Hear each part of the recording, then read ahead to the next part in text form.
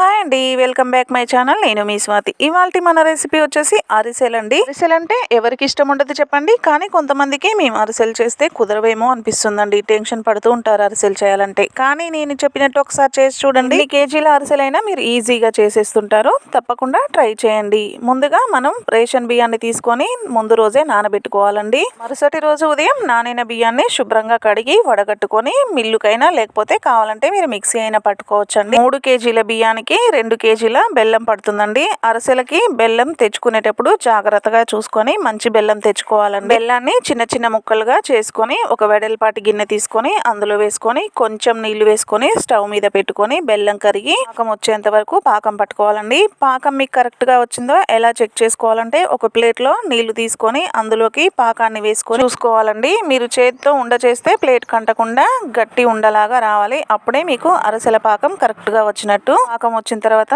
యాలకుల పొడి, నెయ్యి వేసుకొని అలాగే ఉప్పు వేసుకుంటే టేస్ట్ చాలా బాగుంటాయండి. మీకు నచ్చితే వేసుకోవచ్చు, లేకపోతే లేదు. ఆ తర్వాత వెంటనే దించేసి పిండి వేసుకోవాలండి. పాకాన్ని కిందికి దించిన తర్వాతనే పిండి వేసుకోవాలండి. స్టవ్ మీద ఉంచి అలానే వేసుకోకూడదు. కొంచెం కొంచెం పిండి వేసుకుంటూ ఉండలేని లేకుండా ఆపకుండా బాగా కలపాలండి. పిండి మొత్తం వేసిన తర్వాత పైనుంచి కొంచెం ఆయిల్ వేసుకోవాలండి. ఇలా ఆయిల్ వేసుకోవడం వలన పిండి అనేది ఆరిపోకుండా సెల్ చేయడం అయిపోయేంత వరకు కూడా పిండి గట్టిగా అవ్వకుండా ఉంటుందండి. ఈ నూనెతోటే మనం అరిసెలు ఒత్తుకోవచ్చు, మళ్ళీ ఎక్స్ట్రా నూనె ఏం పట్టదండి. పిండి గిన్నె మీద మూత పెట్టుకొని కొంచెం కొంచెంగా వేరే ప్లేట్ లోకి తీసుకొని చిన్న చిన్న ముద్దలుగా చేసుకొని మరీ పల్చగా కాకుండా మరీ మందంగా కాకుండా అరిసెలు ఒత్తుకొని ఈ ఫ్రైకి సరిపడినంత ఆయిల్ పెట్టి ఆయిల్ వేడైన తర్వాత ఒత్తుకున్న అరిసెల్ని రెండుగా వేసుకొని రెండు వైపులా ఫ్రై చేసుకున్న తర్వాత గరిటెలోకి తీసుకొని వేరే గరిటె పెట్టి ఎక్స్ట్రా ఆయిల్ అంతా తీసేయండి.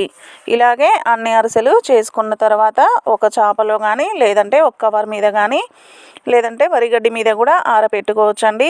అన్ని అరిసెలు చల్లారేంత వరకు ఆరబెట్టుకున్న తర్వాతనే డబ్బాలో స్టోర్ చేసుకోవాలండి.